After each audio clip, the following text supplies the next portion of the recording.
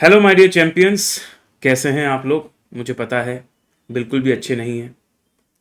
Result आ चुका है and you are not able to crack it. और ऐसे में क्या आपकी मन की स्थिति है, I can understand. It's very difficult यार। जो इस चीज़ से गुजर रहा है ना, वही समझ सकता है एग्जैक्टली क्या हो रहा है उसके साथ। ये कोई ऐसा वैसा एग्ज़ाम नहीं था जिसमें आपने कुछ टाइम दिया और पेपर दे दिया। आपने इस प्रोफेशनल एग्जामिनेशन के लिए काफ़ी महीनों से बहुत मेहनत करी थी, ऑनेस्टली प्रिपरेशन किया था और कई चीज़ें सेक्रीफाइस करी थी। और ऐसे में अगर रिजल्ट अच्छा नहीं आता, तो अगर आपको बुरा लग रहा है, तो आप एक मनुष्य, एक ह्यूमन बीइंग हो एंड इट्स कंप्लीटली नॉर्मल। वो लगेगा ही बुरा, ठीक है जी। पर बात यह है सर कि अब आगे क्या, उसी के लिए मैं इस वीडियो में आपके पास आया हूँ गाइडेंस देने के लिए। क्योंकि जिस दिन रिजल्ट आता है और जिस दिन नेगेटिव रिजल्ट आता है ना, उस दिन बच्चे ना बिल्कुल समझ नहीं पाते कि अब आगे करना क्या है। कभी कभी तुरंत सब कुछ नहीं करना होता, थोड़ा सा पॉज देना होता है, पर कितना पॉज और आगे कैसे क्या करना है, इस पर मैं थोड़ा गाइडेंस आपको देने आया हूँ। क्योंकि आप वीडियोस देखोगे, आप स्टोरीज देखोगे, आपको लगेगा कि यार इतने सारे लोग क्लियर हो गए एंड मैं ही क्लियर नहीं हो पाया, तो आपको और दुख लगेगा। तो मेरा ये कहना है भाई, ऐसा नहीं है। मेजॉरिटी बच्चे जो हैं वो ऐसे ही हैं जो क्लियर नहीं कर पाते। आपको तो सीए का रिजल्ट परसेंटेज पता है। बट ये सब बातें छोड़ते हैं, हम लोग आते हैं मुद्दे पर कि अब हो गया सो हो गया, सर आगे क्या करना है प्लीज़ बताइए। तो ये वीडियो मैं आप लोगों के लिए लेकर आया हूँ जो लोग नहीं क्लियर कर पाए हैं सितंबर 2025 का एग्जामिनेशन।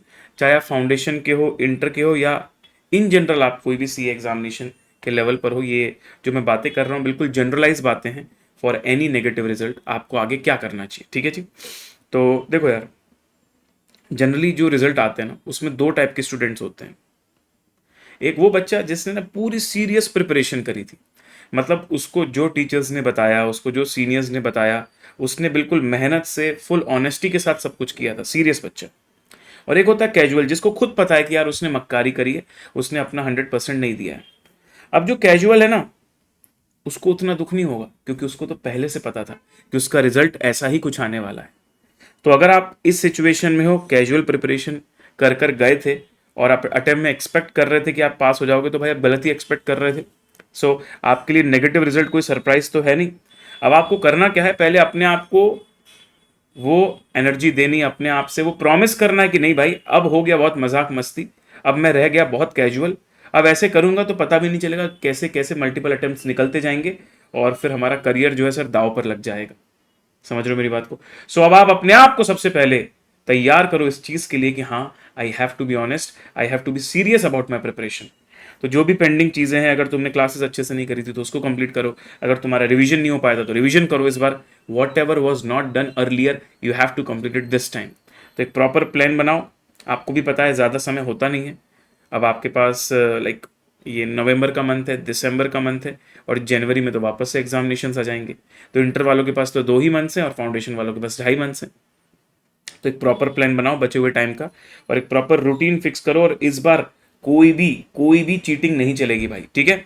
और कंसिस्टेंटली उस चीज़ को फॉलो करना है।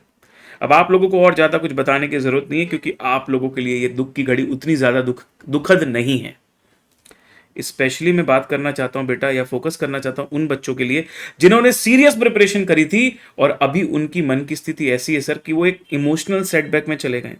उनको बहुत दुख हो रहा है, दे आर इन सॉरो। सबसे प्रॉब्लमेटिक बात सर, दुख होना, पेन होना, ये सब तो होगा, बट सर सबसे बड़ी प्रॉब्लम होती है सेल्फ डाउट, कि सर मुझ में ही कुछ कमी होगी, मैं इतनी मेहनत कर रहा हूँ फिर भी नहीं निकल रहा, क्या मैं इस लायक हूँ, क्या मैं कर पाऊंगा। ये जो डीमोटिवेशन, ये जो सेल्फ डाउट आता है ना सर, ये बहुत हानिकारक है। इसी को अपने को अवॉइड करना है, ठीक है? डिसअपॉइंटमेंट आ रहा है, बिल्कुल सही बात है।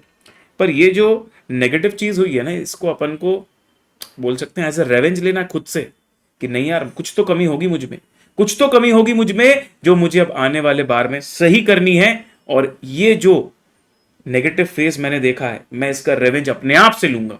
यस एवरीवन, समझ रहे हो मेरी बात को? ठीक है सर।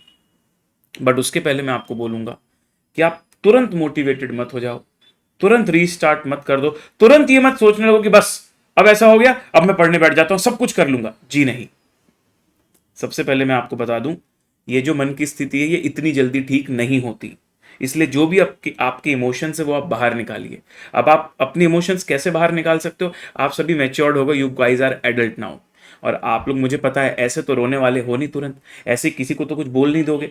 तो जो भी आपका कंफर्ट जोन है, आप अगर अपने पेरेंट्स को खुलकर बता सकते हो, अपने कजिन्स को, सिबलिंग्स को, या अपने फ्रेंड्स को, जिसके पास भी आप सेफ महसूस करते हो उनके पास जाओ, उनको सब कुछ बताओ। ऐसा मत सोचो कि यार लोग मेरे बारे में क्या सोचेंगे, मैं तो अब मुंह दिखाने लायक नहीं बचाऊं। नो यार नो, जिन पर तुम ट्रस्ट करते हो ना, वो तुम्हारे नेगेटिव टाइम में भी तुम्हारे साथ हैं। तो जाओ उनसे बात करो, अपने मन की पूरी बातें निकालो, और सबसे पहले जो भी दुख हो रहा है, अगर रोने का मन हो रहा है तो रो लो, जिसके सामने रो सकते हो रो लो भाई, कोई प्रॉब्लम की बात नहीं है। क्योंकि जब वो पूरा अंदर से निकल जाएगा ना, पूरी भड़ास जब खत्म हो जाएगी, उसके बाद ही हम अपने आप को नॉर्मल स्टेट में ला पाएंगे, और उसके बाद ही हम उस सिचुएशन में आ पाएंगे जहां पर हम कुछ प्रोडक्टिव सोच पाए। I hope you are getting me, ठीक है? और तुम्हें कोई नहीं मिलता, तुम्हें किसी के सामने यू आर लाइक कि मेरे को लोग जज करते हैं, तो तुम कुछ मत करो, टेलीग्राम में ऑडियो क्लिप में रिकॉर्ड करके मुझे सब बता दो, ठीक है? ऑब्वियसली मुझे टाइम लगेगा, कब तक मैसेज में पढ़ूंगा वट एवर, बट एटलीस्ट तुम्हारे दिमाग से तो वो चीज़ें निकल जाएंगी, चलो मैंने सर को बता दिया, ठीक है एवरीवन? चलिए जी। सो ये जो मैं बोल रहा था आपको कि सबसे पहले आप अपने इमोशंस सारे निकालिए अपने लव्ड वंस के पास, सो दैट क्या होगा कि आप अब उस स्टेट में आ पाओगे। सर हो सकता है इसमें आपको आज का पूरा दिन लग जाए, मतलब मुझे ऐसा लगता है this is a bare minimum, कि आज आपको कोई प्लानिंग करनी ही नहीं चाहिए आगे की, आज तो आपको ये चीज़ निकाल ही देनी चाहिए पूरी, और कल फ्रेश माइंड से ही पढ़ना शुरू करना चाहिए। हो सकता है आपको 2 दिन लग जाए, आज का दिन भी लग जाए, कल का दिन भी लग जाए, मैक्स टू मैक्स 3 दिन, उतने में तो हो ही जाएगा भाई, ठीक है? ऑल राइट, तो ये काम आप पहले करिए। ये करने के बाद अब मैं आपको बताता हूं कि कमबैक करने के क्या स्टेप्स होने चाहिए आपके पास। क्योंकि देखो, अब जो हुआ सो हुआ, अब ये सब चीजों को शांत तभी किया जा सकता है, या फिर सेटिस्फेक्शन, या फिर ये दुख को पूरी तरह एलिमिनेट तभी किया जा सकता है जब आप कमबैक करोगे, वरना कुछ element of the pain will always be with you जब तक ये रिजल्ट पॉजिटिव नहीं आ जाता। तो ऑब्वियसली अब आगे का स्टेप एक ही है कि मुझे कमबैक करना है। किसी ने वो कर दिया था, किसी ने ये कर दिया था, ये सब छोड़ो, तुम्हारा पेपर, तुम्हारी ओनरशिप, पास तो तुम, फेल तो तुम, ओनरशिप तुमको खुद की लेनी पड़ेगी। आईसीआई ने मेरे को ग्रेस मार्क्स नहीं दिए, या आईसीआई ने जबरदस्ती नंबर काट दिए, ये सब सोचने करने, इस पर अपना समय व्यर्थ करने का कोई मतलब नहीं है। लोग वीडियोस बनाएंगे कि ऐसा हुआ है वैसा हुआ है, अरे भाई ठीक है, ग्रेस मार्क्स नहीं मिले होंगे, तो हमने प्रिपरेशन ही 40 नंबर की और 38 नंबर की क्यों करी थी भाई? हमें प्रिपरेशन 60-70 नंबर जितनी करनी है ना, ताकि ये स्थिति ही ना बने 2-4 नंबर की वजह से हम कभी फेल ना हो। ये माइंडसेट रखो, ठीक है सर? तो सबसे पहले आपने एक्सेप्ट करना है कि जो हुआ हाँ हुआ, मैं स्वीकार करता हूं मेरी पराजय, पर अब मैं उठकर वापस खड़े होकर फिर से मेहनत करने को रेडी हूं। फिर आपको करना है नॉर्मलाइज। तो नॉर्मलाइज आप कैसे होगे? जो मैंने आपको ऊपर बताया, आप अपने इमोशंस सब अगर बाहर निकाल दोगे तो आप नॉर्मल हो पाओगे, और उसके बाद थर्ड स्टेप आपका होगा जहां पर आप अपने आप से पूछोगे, अपने आप से जानोगे कि यार क्या क्या गलती मैंने करी है। आपको फ्लैशबैक में जाना होगा, आपको समझना होगा कि इस पूरे आपके स्टडी फेज में, आपके क्लासेस फेज में, आपके रिवीजन फेज में, आपके एग्जाम वाले फेज में कौन कौन सी चीजें आप कर रहे थे, क्या आपकी एक्टिविटीज सही थी, क्या वो सारी एक्टिविटीज आपको सही रिजल्ट तक लेकर जाएंगी, या आप सबसे पहले तो खुद से पूछो। इंट्रोस्पेक्शन मतलब अपने आप से पूछना कि क्या तुम्हें खुद पता है कि तुम्हारी गलती क्या है। मैं बता दूं आपको, 90% तो आपको ही पता चल जाएगा कि आपकी गलती क्या है, 90%। उसके बाद भी कुछ 10-20% गलतियां होंगी जो आपको एक्सटर्नल चीजों से पता चलेंगी, बट 90% अगर तुमने काम होके, रिलैक्स होके, सही दिमाग से सोच के देखा ना, तो तुमको भी तुम्हारी स्टेप्स या गलतियां पता चलेंगी कहां तुम गड़बड़ कर रहे हो। तो सबसे पहले इंट्रोस्पेक्ट करके अपनी वीकनेसेस, अपने प्रॉब्लम एरियाज निकालना बहुत जरूरी है, क्योंकि जब हम प्लानिंग करने बैठते हैं ना, तो उस प्रॉब्लम एरियाज को सुधारना है, ये काम होना चाहिए। कुछ लोग क्या करते हैं, सर रिजल्ट नेगेटिव आया, मैं वापस पढ़ने बैठ जाता हूं, उसी तरीके से फिर से पढ़ने बैठ जाता हूं जैसे पिछली बार बैठा था, उसी तरीके से फिर से मेहनत करूंगा जैसे पिछली बार करा था। अरे तो क्या मतलब भाई, कुछ तो पिछली बार गड़बड़ हुआ होगा ना, कुछ तो सही नहीं जा रहा है जिसको सही करना है। Are you getting me? तो इसके लिए इंट्रोस्पेक्शन करना जरूरी है। उसके बाद आप अपनी प्लानिंग करिए, और जब आपकी प्लानिंग हो जाए तब आप पढ़ना शुरू करें। इसका मतलब हो सकता है कि ये सब करने में आपको 2-3 दिन लग जाएं, हो सकता है आप परसों से अपनी पढ़ाई शुरू करें या फिर उसके अगले दिन से शुरू करें, पर मुझे लगता है 1-2 दिन के अंदर ये सब कुछ आपको कर लेना चाहिए सही तरीके से, ठीक है? तो accept what is happened, normalize yourself, then do the introspection, then based on what you have got in your introspection, do the planning, and once the planning is done, then only do the restart. अब sir सब लोग बोलते हैं introspect करो, planning करो, पर कोई ये नहीं बताता हाउ टू डू दैट, कैसे करें इंट्रोस्पेक्शन, कैसे करें प्लानिंग। मैं आपको बताता हूं। देखो यार, आप लोग छोटे बच्चे नहीं हो। अब जो करना है आपको ही करना है, ये आपका करियर, ये आपका जीवन है, आपकी जिंदगी है, ये आपके पेपर्स हैं और ये आपका ही करियर बनाने वाला है और आप ही सीए बनने वाले हो। लेकिन as a faculty, being an experience of so many years and interacting with lot of students, कुछ कॉमन चीज़ें जो हमको देखने को मिलती है वो मैं आपके साथ शेयर कर रहा हूँ, सो दैट आपको क्विक टाइम में एक रोड मैप मिल जाता है कि आपको अपना इंट्रोस्पेक्शन कैसे करना है। ठीक है, तो देखो क्या क्या कॉजेज या रीजंस हो सकते हैं आपकी नेगेटिव रिजल्ट का। ये जानो कि यार क्या मेरे कॉन्सेप्ट ही वीक थे। अब ये सब जो मैं आपको बता रहा हूँ ये आपको सब्जेक्ट वाइज करना है, क्योंकि ज़रूरी तो नहीं है कि आपके सारे सब्जेक्ट में कम नंबर आए हो, ज़रूरी तो नहीं हो कि आप एक ही सब्जेक्ट में आपका खराब हो, what ever. What I am saying is कि ये जो मैं आपको बात बता रहा हूँ आपको सब्जेक्ट वाइज जाके चेक करना है। क्या मेरे सब्जेक्ट में कॉन्सेप्ट्स वीक हैं या कुछ कॉन्सेप्ट्स वीक है, वॉट एवर। क्या ऐसा तो नहीं था कि मैं सिलेबस पूरा नहीं करके गया था, मैंने कुछ कुछ चैप्टर्स स्किप कर दिए थे, मैं बहुत सिलेक्टिव स्टडी करके गया था। ये एक बार जानने की कोशिश करो, गो सब्जेक्ट वाइज। क्या ऐसा तो नहीं था कि मैंने क्लासेस एक्सेट्रा करने में इतना लेट कर दिया था कि मुझे रिवीजन का टाइम नहीं मिला था, इनएडिक्वेट रिवीजन हो गया था। क्या ऐसा तो नहीं थ्योरी सब्जेक्ट में मल्टीपल रिवीजन करने चाहिए तो मैंने नहीं किए थे इसलिए मुझे याद नहीं आ रही थी चीज़ें पेपर में। या प्रैक्टिकल सब्जेक्ट में मैंने प्रॉपर रिवीजन के दौरान लिख के नहीं की थी चीज़ें, इसलिए मुझे पेपर में लिखते नहीं आ रहा था। What ever is your point can be noticed here. Sir ऐसा तो नहीं कि सब कुछ सही था, क्लासेस भी अच्छी थी, टाइम से हो गई थी, रिवीजन भी किया था, अच्छे से किया था, रिवीजन लिख कर किया था, बार बार किया था, लेकिन सर एग्ज़ाम आते ही ना वो एग्ज़ाम का डर, एग्ज़ाम का प्रेशर जो है वो हैंडल नहीं हुआ, इसलिए पेपर लिखते समय सर कोलैप्स हो गए। ये सिचुएशन तो नहीं थी, ये जानने की कोशिश करो।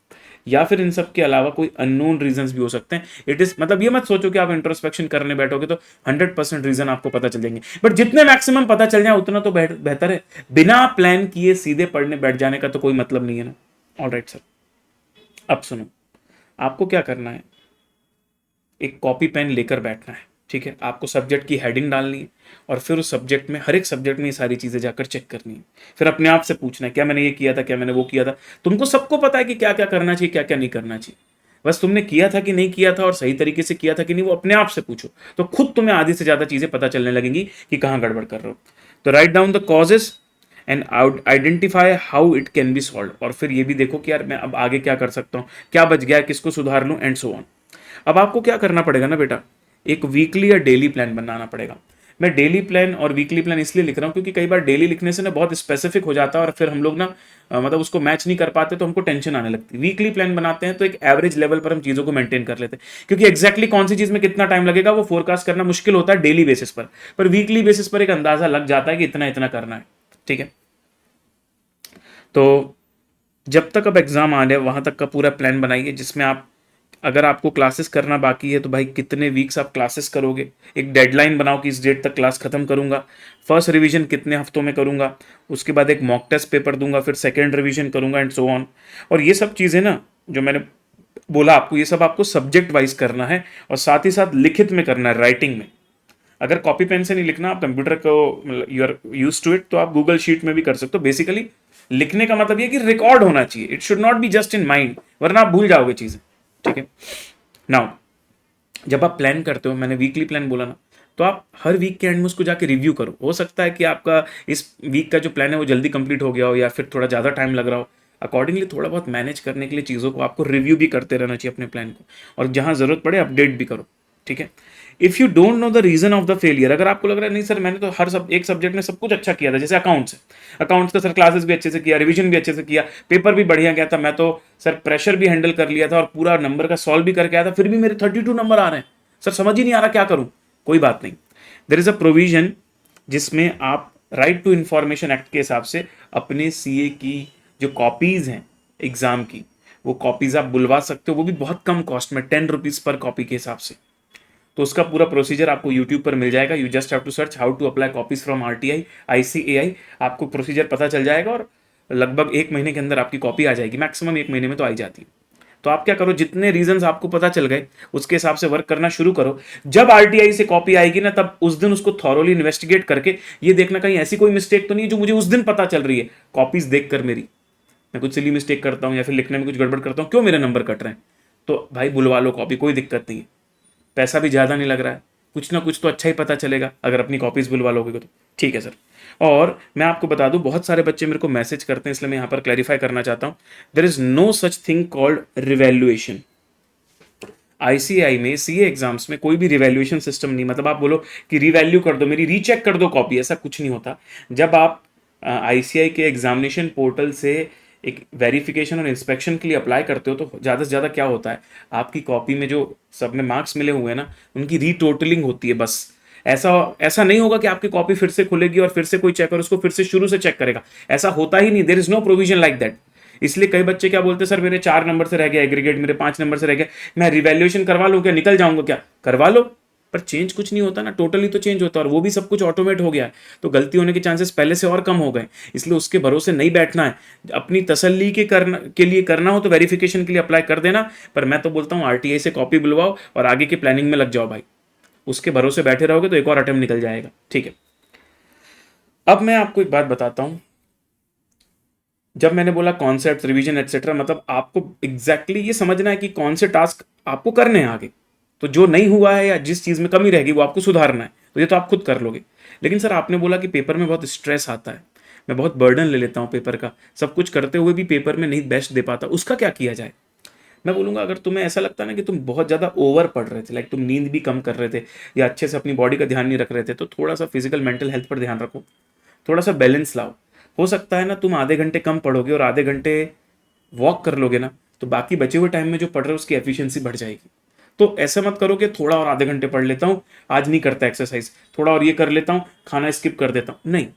कुछ असेंशियल वाइटल्स जो हमारी बॉडी के होते हैं ना, अगर वो हम फुलफिल नहीं करेंगे ना, तो हमारा परफॉर्मेंस बेस्ट नहीं आएगा। और दूसरा, अपने आप को मेंटली तैयार करो, स्ट्रांग करो कि यार इट्स जस्ट एन एग्जाम, ये लाइफ नहीं है। लोग सीए के एग्जाम्स को क्लियर ना करके ड्रॉप आउट करके भी बड़े बड़े बिजनेसमैन बने, बड़े बड़े बिलियनर्स भी बने हुए हैं। तो ऐसा बिल्कुल भी नहीं है कि दिस इज एवरीथिंग। क्या है ना, इतना ज़्यादा प्रेशर लेते हैं ना तो कई बार बनती हुई चीज़ें भी नहीं कर पाते। इसके लिए मैं बोल रहा हूँ, हमको इसको स्किप करना नहीं, हमको इसको क्विट नहीं करना है, बट मैं जस्ट बात बता रहा हूँ कि इस एग्जाम को इतना भी बड़ा मत मान लो कि जो नॉर्मल चीज़ें आप कर पाते वो भी ना कर पाओ पेपर में। ये एक रीज़न होता है बच्चों का ब्लैंक हो जाने का, कि बहुत प्रेशर ले लेते हैं। ठीक है, और इंटर वाले बच्चों के मेनली क्वेश्चन अब आने वाले हैं रिजल्ट के बाद कि सर सिंगल ग्रुप दें या बोथ ग्रुप दें। ये किसी से पूछो मत, सिंगल ग्रुप या बोथ ग्रुप। तुम ये देखो कि तुम्हारा जो अपकमिंग एग्जामिनेशन आने वाला है Jan 26, ठीक है, तुम्हारी क्लासेस अगर दोनों की हो रखी है तो तुमको देखना है स्ट्रांग कौन सा है, और एक की ही पूरी हो रखी है तो वही अगले एग्जाम में तुम दे दो, और बचा हुआ ग्रुप का जो क्लासेस है वो एग्जाम की तुरंत बात करो। कुछ लोगों का ऐसा सिचुएशन हो सकता है कि रिसेंटली उनका ग्रुप 2 खत्म हुआ है क्लासेस, या हो रहा होगा, और वो चाहते हैं कि सर हमारा ग्रुप 2 खत्म हुआ, अब उसी का पेपर दे देते हैं, ग्रुप 1 हमारा नहीं निकला सितंबर में, अब हम उसको बाद में देंगे, तो भी चलेगा।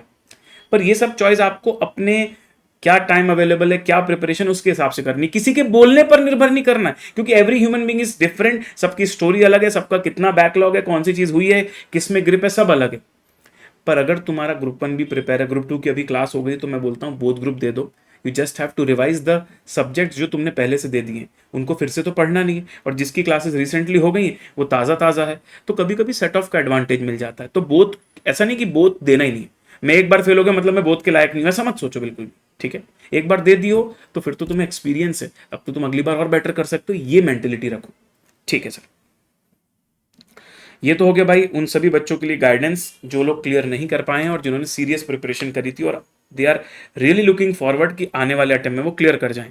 बट अब मैं आपको बताता हूं बच्चों, उन बच्चों के लिए जो सबसे खराब स्थिति में होते हैं कि सर मैंने तो 2 अटेम्प्ट दे दिए, 4 अटेम्प्ट दे दिए, 5 अटेम्प्ट दे दिए, अब नहीं हो रहा, क्या करूं? दे डायरेक्टली आस्क कि सर क्या मुझे क्विट कर देना चाहिए?